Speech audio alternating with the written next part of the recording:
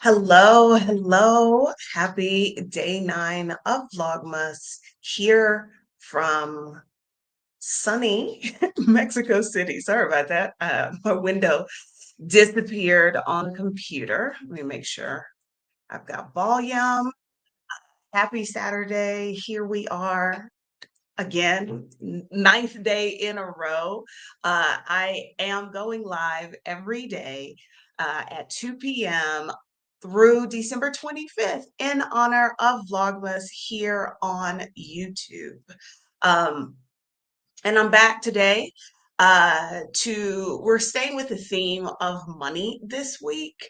And I don't know. This was a thought that I have had on my brain over a few client interactions, a couple of emails I've gotten, a few posts I've seen, and I didn't know where else to address it. So I was like, oh, this is perfect for the little short lives I'm doing during Vlogmas.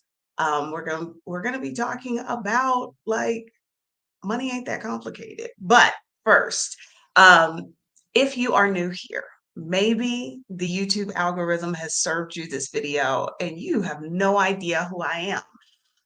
My name is Adelia Abora Sade, aka Picky Girl Travels the World. I am a traveler.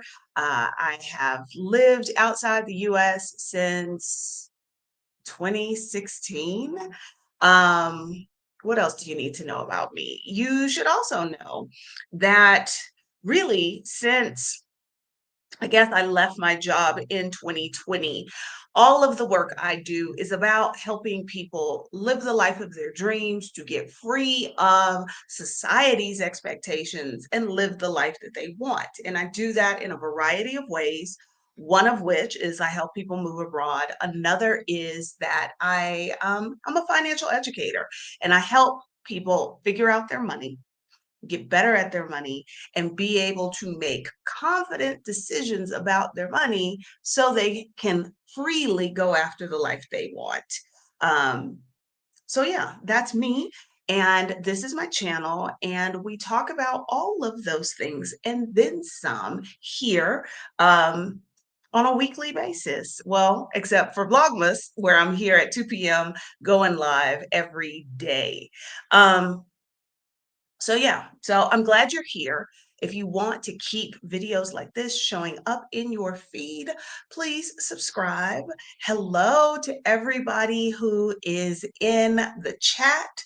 I'm very thankful that y'all are showing up in the chat like this because there was a part of my mind that was like, you're going to be doing this every day and you're going to be there talking to yourself. So thank you to those of you who come and watch the live stream. Thank you to those of you who watch the replay. So let's get into it. Um, I have seen several posts that are like concerned about like, oh, I'm looking for ideas on how I can, different ways you can pay down your student debt quickly. How can I get out of credit card debt quickly? Um, what are some different ideas for how I can save more and do this and do that?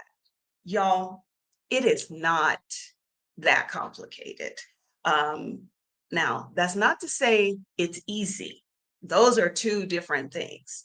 Um, if you are not able to make ends meet, or you're not able to achieve the financial goals that you've set out for yourself, like eliminating your credit card debt, paying off your student loans, there are basically two levers you can pull. There are two things you can do.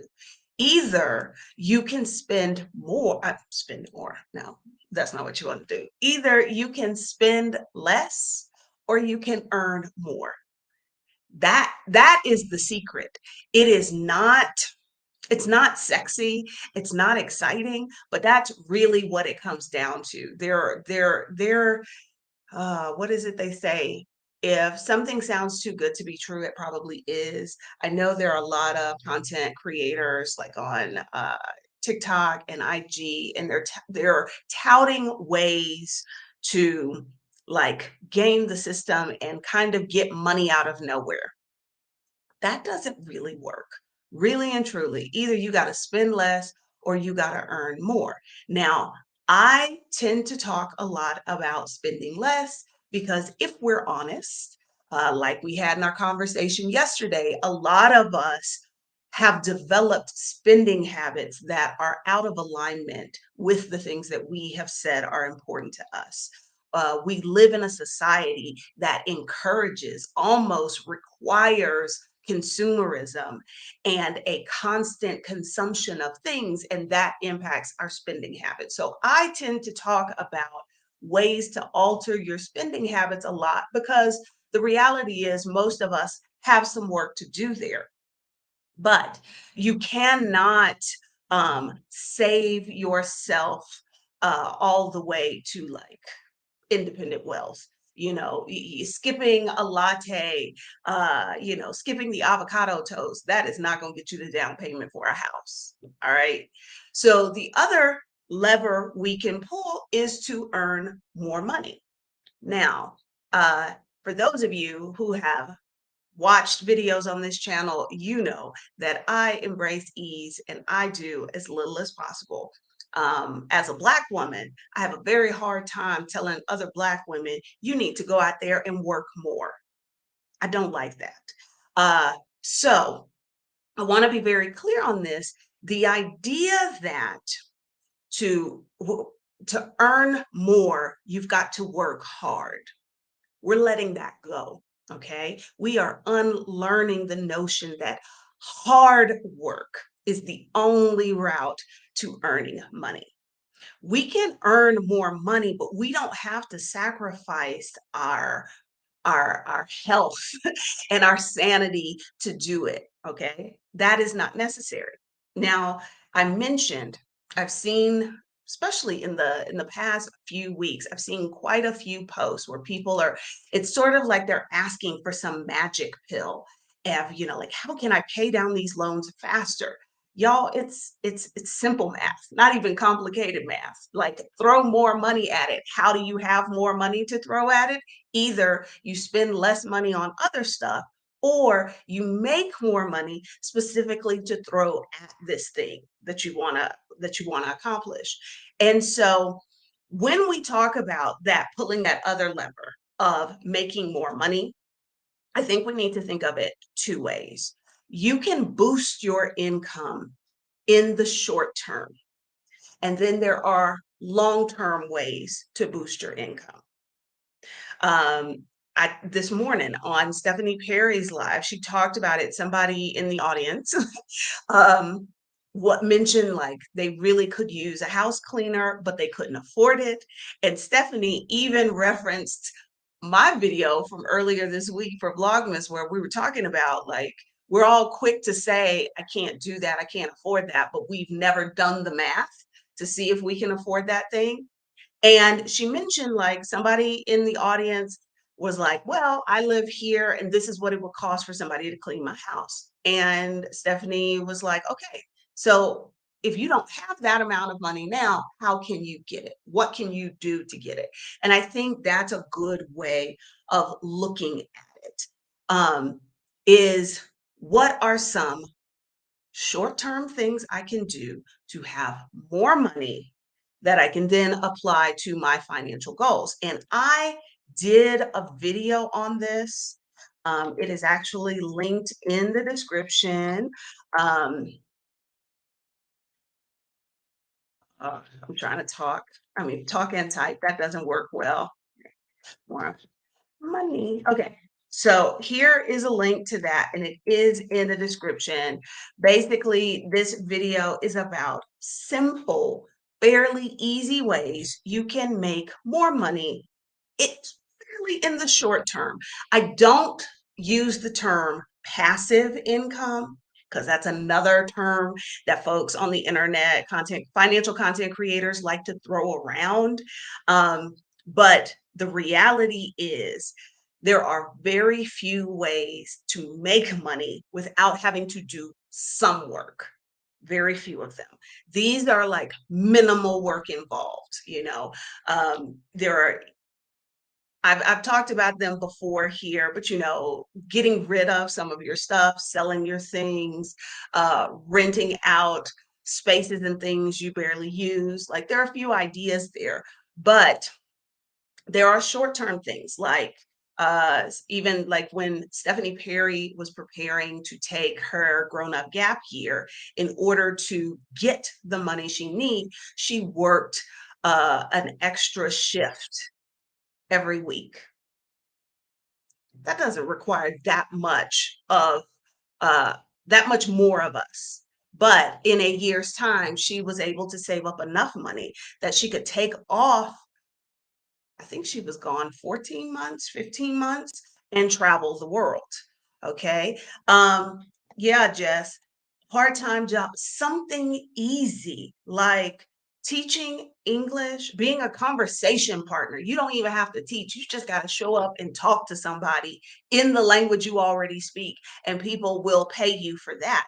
You don't have to do it 60 hours a week, but just something short term to boost your income. All right. So that is one option.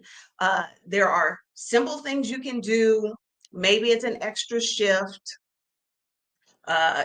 Maybe it's a little bit of overtime. Maybe it's using a skill like your ability to speak English, something like that. Very quickly, you can do that very easily. And then, yeah, Pisces Pret, sites like italki, Cambly, I'm sure there's another one, but really and truly, because I use it to find people to talk to in Spanish.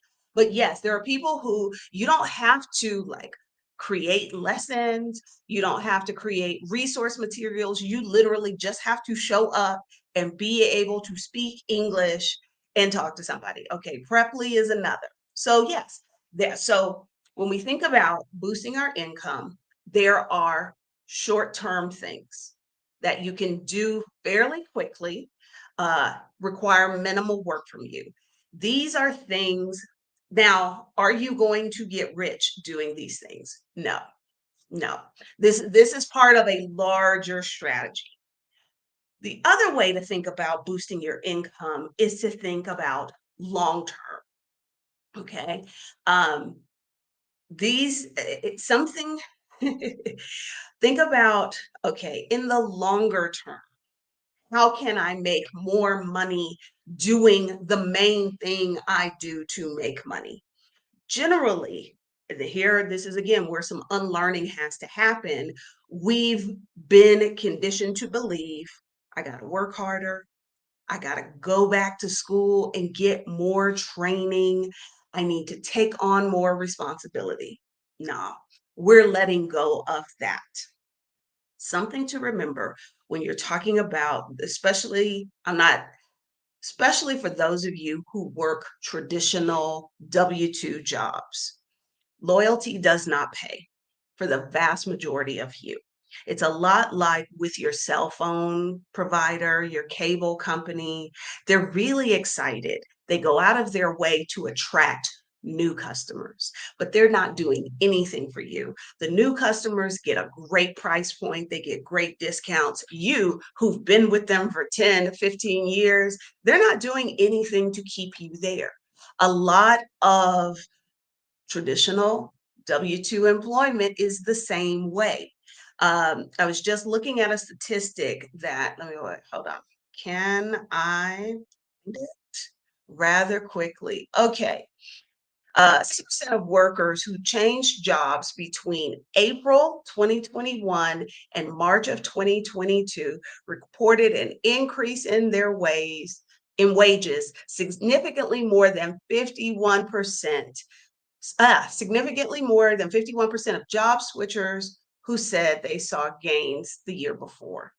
People who stayed in their jobs in that same time period saw their real wages fall somewhere between 54 and 47%.